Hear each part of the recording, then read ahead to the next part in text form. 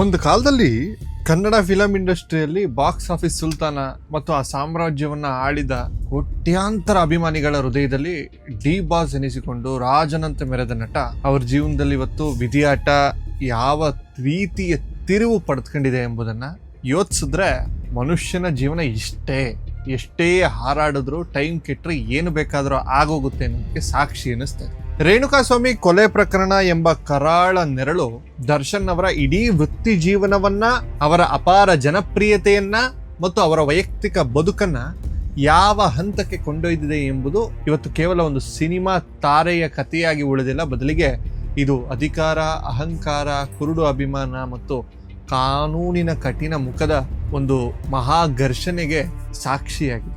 ಇಂದಿನ ಈ ವಿಡಿಯೋದಲ್ಲಿ ನಾನು ಚರ್ಚಿಸಿರುವುದು ಕೇವಲ ದರ್ಶನ್ ಅವರ ಮೇಲಿನ ಆರೋಪಗಳ ಬಗ್ಗೆ ಮಾತ್ರ ಅಲ್ಲ, ಬದಲಿಗೆ ಈ ಪ್ರಕರಣದಲ್ಲಿ ಈಗ ಸೃಷ್ಟಿಯಾಗಿರುವ ಅತ್ಯಂತ ರೋಚಕ ಮತ್ತು ಕರಾಳ ತಿರುವುಗಳ ಬಗ್ಗೆ, ಪ್ರಮುಖ ಆರೋಪಿಗಳೇ ಸಾಕ್ಷಿಯಾಗಲು ಮುಂದಾಗಿರುವ ಅಚ್ಚರಿಯ ಬೆಳವಣಿಗೆಯ ಬಗ್ಗೆ ಮತ್ತು ಈ ಎಲ್ಲಾ ಬೆಳವಣಿಗೆಗಳ ನಡುವೆ ಸ್ವತಃ ದರ್ಶನ್ ಅವರ ಅಭಿಮಾನಿಗಳೇ ದರ್ಶನ್ ಅವರಿಗೆ ಅತಿ ದೊಡ್ಡ ಶತ್ರುಗಳಾಗ್ತಿರೋದು ಹೇಗೆ ಎಂಬುದರ ಸಂಪೂರ್ಣ ಮತ್ತು ಆಳವಾದ ವಿವರವನ್ನ ಇವತ್ತು ಮಾತಾಡ್ಕೊಳ್ಳೋಣ. ಜೈಲಿನ ಗೋಡೆಗಳ ಹಿಂದೆ ದಿನಗಳನ್ನ ಕಳೆಯುತ್ತಿರುವ ನಟ ದರ್ಶನ್ ಅವರ ಕಾನೂನು ಹೋರಾಟ ದಿನದಿಂದ ದಿನಕ್ಕೆ ಅತ್ಯಂತ ಜಟಿಲವಾಗ್ತಾ ಸಾಗಿದೆ. ಈ ಪ್ರಕರಣದ ಆರಂಭದಿಂದಲೂ ಪೊಲೀಸರು ಸಂಗ್ರಹಿಸಿದ ಸಾಕ್ಷ್ಯಾಧಾರಗಳು ಒಂದೆಡೆಯಾದ್ರೆ, ನ್ಯಾಯಾಲಯದ ಒಳಗೆ ನಡೆಯುತ್ತಿರುವ ಕಾನೂನು ಸಮರ ಮತ್ತೊಂದೆಡೆಯಾಗಿದೆ. ಆದ್ರೆ ಈಗ ಆಗಸ್ಟ್ 2026 ಹೊತ್ತಿನಲ್ಲಿ ಪ್ರಕರಣದ ದಿಕ್ಕನ್ನೇ ಬದಲಿಸಬಲ್ಲ ಅತ್ಯಂತ ಮಹತ್ವದ ಮತ್ತು ಸ್ಫೋಟಕ ಬೆಳವಣಿಗೆಯೊಂದು ನಡೆದಿದೆ. ಅದುವೇ ಪ್ರಕರಣದ ಒಳಗೆ ಹುಟ್ಟಿಕೊಂಡಿರುವ ಆಂತರಿಕ ಬಿರುಕು ಮತ್ತು ಸಾಕ್ಷಿಯಾಗಲು ಮುಂದೆ ಬಂದಿರುವ ಸಾಲುಗಳ ಈ ಆರೋಪಿಗಳು. ರೇಣುಕಾಸ್ವಾಮಿ ಕೊಲೆ ಪ್ರಕರಣದಲ್ಲಿ ಇದುವರೆಗೂ ಎಲ್ಲಾ ಆರೋಪಿಗಳು ಒಗ್ಗಟ್ಟಾಗಿದ್ದಾರೆ, ಯಾರು ಬಾಯಿ ಬಿಡ್ತಾ ಇಲ್ಲ, ತನಿಖೆಗೆ ಸಹಕರಿಸ್ತಾ ಇಲ್ಲ ಅಂತ ಮಾತುಗಳು ಬರ್ತಾ ಇದ್ವು. ಆದ್ರೆ ಈಗ ಆ ಕೋಟೆ ಒಡೆಯಲು ಆರಂಭಿಸಿದೆ. ಪ್ರಕರಣದ 14ನೇ ಆರೋಪಿಯಾಗಿರುವಂತಹ ಪ್ರದೋಷ್ ನ್ಯಾಯಾಲಯಕ್ಕೆ ನೀಡಿರುವ ಅರ್ಜಿಯೊಂದು ಇಡೀ ದರ್ಶನ್ ಶಿಬಿರದಲ್ಲಿ ನಡುಕವನ್ನು ಹುಟ್ಟಿಸಿದೆ. ಪ್ರದೋಷ್ ನೇರವಾಗಿ 59ನೆಯ ಸೆಷನ್ಸ್ ನ್ಯಾಯಾಲಯಕ್ಕೆ ಅರ್ಜಿ ಸಲ್ಲಿಸ್ತಾ ತನಗೆ ಕ್ಷಮಾದಾನ ನೀಡಿದ್ರೆ ಸಾಕ್ಷಿ ನಾಶ ಮಾಡಿದ್ದು ಹೇಗೆ, ಕೊಲೆ ಸಂಚು ಇಂದಿನ ರೂಪ ಏನು, ಆಮೇಲೆ ಉಳಿದ ಆರೋಪಿಗಳ ನಿಜವಾದ ಪಾತ್ರ ಏನು ಎಂಬ ಇಂಚಿಂಚು ಮಾಹಿತಿಯನ್ನ ನ್ಯಾಯಾಲಯಕ್ಕೆ ತಂದಿಡ್ತೇನೆ ಅಂತ ತಿಳಿಸಿದ್ದಾರೆ. ಅಂದ್ರೆ ಅವರು ಈ ಪ್ರಕರಣದಲ್ಲಿ ಅಪ್ರೂವರ್ ಸರ್ಕಾರದ ಸಾಕ್ಷಿಯಾಗಲು ಮುಂದಾಗಿದ್ದಾರೆ. ಅದನ್ನೇ ಎಲ್ಲಾ ಟಿವಿ ಚಾನೆಲ್ಗಳಲ್ಲೂ ಕೂಡ ಮಾಫಿ ಸಾಕ್ಷಿ ಅಂತ ಇದ್ದಾರೆ. ಈ ಬೆಳವಣಿಗೆಗೆ ಎಷ್ಟು ದೊಡ್ಡದು ಎಂಬುದನ್ನ ಸುಮ್ಮನೆ ಯೋಚನೆ ಮಾಡಿ, ಒಳಗೆ ಕುಳಿತುಕೊಂಡು ಪ್ರತಿಯೊಂದು ಸಾಕ್ಷ್ಯವನ್ನ ಮರೆಮಾಚಲು, ನಾಶ ಮಾಡಲು ಯತ್ನಿಸಿದ ಪ್ರಮುಖ ವ್ಯಕ್ತಿಯೇ ಈಗ ತನಿಖಾಧಿಕಾರಿಗಳ ಕಡೆ ವಾಲ್ತಾ ಇದ್ದಾರೆ ಅಂದ್ರೆ ಅದರ ಹಿಂದೆ ಎಷ್ಟು ದೊಡ್ಡ ಒತ್ತಡ ಮತ್ತು ಎಷ್ಟು ದೊಡ್ಡ ಸತ್ಯ ಅಡಗಿರಬಹುದು. ವಿಶೇಷ ಸರ್ಕಾರಿ ಅಭಿಯೋಜಕ ಪ್ರಸನ್ನ ಕುಮಾರ್ ಅವರು ಪ್ರದೋಷ್ ಅವರ ಅರ್ಜಿಗೆ ಸಮ್ಮತಿ ಸೂಚಿಸಿದ್ದಾರೆ ಎಂಬುದು ದರ್ಶನ್ ಪರ ವಕೀಲರಿಗೆ ದೊಡ್ಡ ಆಘಾತವನ್ನು ತಂದಿದೆ. ಇಷ್ಟೇ ಅಲ್ಲ, ಪ್ರಕರಣದ 8ನೇ ಆರೋಪಿ ರವಿಶಂಕರ್ ಮತ್ತು 10ನೇ ಆರೋಪಿ ವಿನಯ್ ಕೂಡ ಸಾಕ್ಷಿಯಾಗಲು ಅಪ್ರೂವರ್ ಸ್ಟೇಟಸ್ ಅರ್ಜಿಯನ್ನು ಸಲ್ಲಿಸಲು ಮುಂದಾಗಿದ್ದಾರೆ. ಈ ವರದಿಗಳು ಕೂಡ ಓಡಾಡ್ತಾ ಇವೆ ಸುದ್ದಿಗಳಲ್ಲಿ. ಇವರೆಲ್ಲರೂ ದರ್ಶನ್ ಅವರ ಅತ್ಯಂತ ಆಪ್ತ ವಲಯದಲ್ಲಿ ಗುರುತಿಸಿಕೊಂಡಿದ್ದವರು. ಅವರು ಪ್ರತಿಯೊಂದು ಹೆಜ್ಜೆಯೂ ಗೊತ್ತಿದ್ದವರು.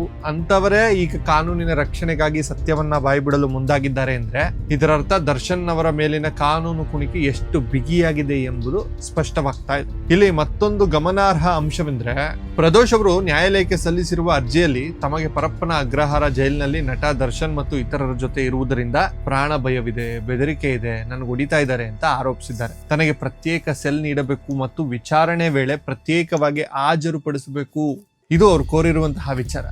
ಜೈಲಿನ ಒಳಗಡೆಯೂ ಸಹ ಆರೋಪಿಗಳ ನಡುವೆ ಭಿನ್ನಾಭಿಪ್ರಾಯಗಳು ಮೂಡಿವೆ. ತಮ್ಮನ್ನ ತಾವು ರಕ್ಷಿಸಿಕೊಳ್ಳಲು ಪ್ರತಿಯೊಬ್ಬರೂ ಈಗ ದರ್ಶನ್ ಅವರಿಂದ ದೂರ ಸರಿಯಲು ಯತ್ನಿಸ್ತಾ ಇದ್ದಾರೆ ಎಂಬುದು ಸ್ಪಷ್ಟವಾಗಿ ಕಾಣಿಸ್ತಾ ಇದೆ. ಮತ್ತೊಂದು ಕಡೆ ದರ್ಶನ್ ಪರ ಹಿರಿಯ ವಕೀಲ ಅಶ್ಮತ್ ಪಾಷಾ ಅವರು ಈ ಬೆಳವಣಿಗೆಗಳನ್ನ ತೀವ್ರವಾಗಿ ವಿರೋಧಿಸ್ತಾ ಇದ್ದಾರೆ. ಯಾವುದೇ ಹೇಳಿಕೆಯನ್ನ ದಾಖಲಿಸದೆ ಮತ್ತು ಸರಿಯಾಗಿ ಕಾನೂನು ಪ್ರಕ್ರಿಯೆಯನ್ನ ಪಾಲಿಸದೆ ಏಕಾಏಕಿ ಈ ರೀತಿ ಅಪ್ರೂವರ್ ಆಗಲು ಅವಕಾಶ ನೀಡಬಾರದು ಅಂತ ಅವ್ರು ವಾದಿಸ್ತಾ ಇದ್ದಾರೆ. ಸದ್ಯ ನ್ಯಾಯಾಲಯ ಎಲ್ಲಾ ವಾದವನ್ನ ಕೇಳಿಸ್ಕೊಳ್ತಾ ಇದೆ. ಪ್ರದೋಷ್ ಅವರ ಅರ್ಜಿಯ ಮೇಲಿನ ಆದೇಶವನ್ನ ಕಾಯ್ದಿರಿಸಿದೆ. ಒಂದು ವೇಳೆ ನ್ಯಾಯಾಲಯ ಇದರ ಅರ್ಜಿಯನ್ನ ಪುರಸ್ಕರಿಸಿ ಇವರು ದರ್ಶನ್ ಹಾಗೂ ಇತರರ ವಿರುದ್ಧ ನ್ಯಾಯಾಲಯದ ಮುಂದೆ ಅಧಿಕೃತವಾಗಿ ಸಾಕ್ಷಿ ನುಡಿದ್ರೆ ದರ್ಶನ್ ಅವರಿಗೆ ಜೈಲಿಂದ ಹೊರಬರುವುದು ಅಸಾಧ್ಯದ ಮಾತು. ಆದ್ರೆ ಇಲ್ಲಿ ಕತೆ ಮುಗಿಯೋದಿಲ್ಲ. ಈ ಕಾನೂನಿನ ಸಮರ ಒಂದು ಕಡೆ ಆದ್ರೆ ಹೊರಗಡೆ ಜಗತ್ತಿನಲ್ಲಿ ನಡೀತಿದೆಯಲ್ಲ ಘಟನೆಗಳು ಪರಿಸ್ಥಿತಿಯನ್ನ ಮತ್ತಷ್ಟು ವಿಕೋಪಕ್ಕೆ ಕೊಂಡೊಯ್ತಾ ಇದೆ. ದರ್ಶನ್ ಅವರ ಬಿಡುಗಡೆಗಾಗಿ, ಅವರ ಮೇಲಿನ ಅಭಿಮಾನಕ್ಕಾಗಿ ಕೆಲವರು ಮಾಡ್ತಿರುವ ಅವಾಂತರಗಳು ಈಗ ಸ್ವತಃ ದರ್ಶನ್ ಅವರ ಬೆನ್ನಿಗೆ ಇರಿತಿರುವಂತಹ ದೊಡ್ಡ ಇರಿಯುವಿಕೆಯ ಪರಿಣಾಮ. ನಮ್ಮ ಸಮಾಜದಲ್ಲಿ ಅಭಿಮಾನ ಎಂಬ ಪದಕ್ಕೆ ಒಂದು ದೊಡ್ಡ ಅರ್ಥ ಇದೆ. ಆದರೆ ಇತ್ತೀಚಿನ ದಿನಗಳಲ್ಲಿ ಅಭಿಮಾನ ಅತಿರೇಕಕ್ಕೆ ತಿರುಗಿ ಕಾನೂನನ್ನ ಕೈಗೆತ್ತಿಕೊಳ್ಳುವ ಹಂತಕ್ಕೆ ಹೋಗ್ತಾ ಇರೋದು ಅತ್ಯಂತ ಕಳವಳಕಾರಿ ಸಂಗತಿ. ರೇಣುಕಾಸ್ವಾಮಿ ಕೊಲೆ ಪ್ರಕರಣದ ತನಿಖೆ ಆರಂಭದಿಂದಲೂ ದರ್ಶನ್ ಅವರ ಅಭಿಮಾನಿಗಳು ಸಾಮಾಜಿಕ ಜಾಲತಾಣಗಳಲ್ಲಿ ನಡೆಸ್ತಿರುವಂತಹ ಈ ಸೈಬರ್ ಯುದ್ಧಗಳು, ರಮ್ಯಾ ಅವರಿಗೇನೋ ಬೈದ್ರು, ಯಾರಾದ್ರೂ ದರ್ಶನ್ ವಿರುದ್ಧ ಒಂದು ಸುದ್ದಿಯನ್ನ ಪ್ರಕಟಿಸಿದ್ರೆ ಅವ್ರ ಮೇಲೆ ಅಟ್ಯಾಕ್ ಮಾಡು, ಪರ್ಸನಲ್ ಅಟ್ಯಾಕ್ಸ್ ಮಾಡು, ಇದೆಲ್ಲ ಮಾಡಕ್ ಸ್ಟಾರ್ಟ್ ಮಾಡಿ. ಆದ್ರೆ ಅದು ಕೇವಲ ಚಾಟ್ಗಳಿಗೆ ಸೀಮಿತವಾಗಲಿಲ್ಲ. ನೇರವಾಗಿ ಪ್ರಾಸಿಕ್ಯೂಷನ್ ಸಾಕ್ಷಿಗಳಿಗೆ ಬೆದರಿಕೆ ಹಾಕೋ ಮಟ್ಟಿಗೆ ಇಳಿದಲ್ಲ, ಅಲ್ಲಿ ಇವ್ರಿಗೆ ಸಮಸ್ಯೆ ಸ್ಟಾರ್ಟ್ ಆಗಿದೆ. ಹೀಗೆ ಸ್ವಲ್ಪ ದಿವಸದಿಂದ ರೇಣುಕಾಸ್ವಾಮಿ ಕೊಲೆ ಪ್ರಕರಣದಲ್ಲಿ ನ್ಯಾಯಾಲಯಕ್ಕೆ ಸಾಕ್ಷಿ ಹೇಳದಂತೆ ಪ್ರಾಸಿಕ್ಯೂಷನ್ ಸಾಕ್ಷಿಯೊಬ್ಬರ ವಾಟ್ಸ್ಆಪ್ ಕರೆ ಮಾಡಿ ಜೀವ ಬೆದರಿಕೆ ಹಾಕಿದ ಆರೋಪದ ಮೇಲೆ ಕಾಮಾಕ್ಷಿ ಪಾಳ್ಯದ ಪೊಲೀಸರು 3 ಯುವಕರನ್ನ ಬಂಧಿಸಿದ್ರು. ಅದ್ರಲ್ಲಿ ಯಾರು ಪುನೀತು, ಸುಹಾಸು ಮತ್ತು ವೇಣು ಅಂತ. ಇವ್ರ ಹಿನ್ನೆಲೆಯನ್ನು ಒಮ್ಮೆ ಗಮನಿಸಿದ್ರೆ, ಪುನೀತು ಡಿ ಕಂಪನಿ ಎಂಬ ಈ ಫೇಸ್ಬುಕ್ ಪೇಜ್ ಅನ್ನ ನಡೆಸ್ತಾ ಇದ್ದಂತಹ ಹುಡುಗ. ಉಳಿದಿಬ್ರು ತುಮಕೂರಿನ ಅಭಿಮಾನಿ ಸಂಘದ ಸಕ್ರಿಯ ಸದಸ್ಯರಾಗಿದ್ರು. ತಮ್ಗೆ ಇಷ್ಟವಾದ ನಟ ಜೈಲಿನಲ್ಲಿದ್ದಾನೆ ಅನ್ನೋ ಕಾರಣಕ್ಕೆ ನ್ಯಾಯಾಲಯದ ಪ್ರಕ್ರಿಯೆಗೆ ಸಹಾಯ ಮಾಡ್ತಿರುವಂತಹ ಸಾಕ್ಷಿಗಳಿಗೆ ಬೆದರಿಕೆ ಹಾಕಿದ್ರೆ ಬಿಡ್ತಾರೇನ್ರಿ? ಇಂತಹ ಕೃತ್ಯಗಳು ಕೇವಲ ತಪ್ಪು ಮಾತ್ರ ಅಲ್ಲ, ಸಮಾಜದ ಸ್ವಾಸ್ಥ್ಯವನ್ನ ಹಾಳು ಮಾಡ್ತವೆ. ಇವರಿಗೆ ಇತ್ತೀಚೆಗೆ ನ್ಯಾಯಾಲಯವು ಒಂದು ಜಾಮೀನು ಕೊಟ್ಟಿದೆ. ಇವ್ರ ಪಾಪ ಬಂದಿದ್ದಾರೆ 3 ಜನನೂ ಹೊರಗೆ. ಆದರೆ ಈ ಘಟನೆ ಸಮಾಜಕ್ಕೆ ಮತ್ತು ದರ್ಶನ್ ಅವರ ಒಟ್ಟಾರೆ ಪ್ರತಿಷ್ಠೆಗೆ ಎಷ್ಟು ದೊಡ್ಡ ಕಳಂಕ ತಂದಿದೆ ಎಂಬುದನ್ನು ಯೋಚನೆ ಮಾಡಿ. ಇಷ್ಟೇ ಅಲ್ಲ, ಸಾರ್ವಜನಿಕ ವೇದಿಕೆಗಳಲ್ಲಿ ನಡೀತಿರುವಂತಹ ವರ್ತನೆಗಳು ಕೂಡ ದರ್ಶನ್ ಅವ್ರ ಪರವಾಗಿ ಅನುಕಂಪ ಹುಟ್ಟಿಸುವ ಬದಲು ಸಾರ್ವಜನಿಕರಲ್ಲಿ ಮತ್ತು ಆಡಳಿತ ವಲಯದಲ್ಲಿ ಇವನ ಅಭಿಮಾನಿಗಳಿಗೆ ಎಷ್ಟು ದುರಾಂಕಾರ ಕಣೆಯ ಅನ್ನೋ ಒಂದು ಲೆಕ್ಕಕ್ಕೆ ಹೋಗ್ತಾ ಇದೆ. ಇತ್ತೀಚೆಗೆ ರಾಮನಗರದಲ್ಲಿ DK ಶಿವಕುಮಾರ್ ಅವರೊಂದು ಕಾರ್ಯಕ್ರಮದಲ್ಲಿ ಮಾತಾಡಕ್ ಬಂದ್ರೆ ಏನು ಆ ಅಭಿಮಾನಿಗಳು ಡಿ ಬಾಸ್ ಅಂತ ಏನು ಘೋಷಣೆಗಳನ್ನು ಕೂಗಿದ್ದು ಗದ್ದಲ ಸೃಷ್ಟಿಸಿದ್ರು. ಮುಖ್ಯಮಂತ್ರಿಗಳು ನೇರವಾಗಿ ಮಾತಾಡಿದ್ರು, ನಿಮ್ಮ ಭಾವನೆಗಳು ನನಗೆ ಅರ್ಥ ಆಗ್ತಾ ಇದೆ, ಆದರೆ ಇದೆಲ್ಲ ಅಲ್ಲ, ಡಿ ಬಾಸ್ ಅಂತೆಲ್ಲ ಕರಿಬೇಡಿ, ಹೋಗಿ ಇಟ್ಕೊಳ್ಳಿ ನಿಮ್ಮ ಡಿ ಬಾಸ್ ಅಂತೇಳಿ ಭಾಷಣ ಮಾಡೋದನ್ನೇ ನಿಲ್ಲಿಸ್ಬಿಟ್ರು. ಒಂದ್ಸಲ ಯೋಚನೆ ಮಾಡ್ರಿ, ಸರ್ಕಾರದ ಮಟ್ಟದಲ್ಲಿ ಅಥವಾ ರಾಜಕೀಯವಾಗಿ ನಮ್ಮ ನೆಚ್ಚಿನ ನಟನಿಗೆ ಸಹಾಯವಾಗಬೇಕು ಅಂದ್ಕೊಳ್ಳುವ ಅಭಿಮಾನಿಗಳು ಇಂಥ ಅತಿರೇಕದ ವರ್ತನೆಗಳ ಮೂಲಕ ರಾಜಕೀಯ ನಾಯಕರಿಗೆ ಮತ್ತು ಆಡಳಿತ ವ್ಯವಸ್ಥೆಗೆ ಮುಜುಗರವನ್ನು ಉಂಟು ಮಾಡುತ್ತಿದ್ದಾರೆ. ಇದು ಆಡಳಿತ ಪಕ್ಷದ ಮೇಲೆ ಅಥವಾ ನ್ಯಾಯಾಂಗದ ಮೇಲಿನ ಗೌರವವನ್ನ ಕಡಿಮೆ ಮಾಡುವುದಲ್ಲದೆ ದರ್ಶನ್ ಪರವಾಗಿರುವವರ ಮೇಲೂ ಒಂದು ನಕಾರಾತ್ಮಕ ಬಿಂಬವನ್ನ ಸೃಷ್ಟಿಸುತ್ತೆ.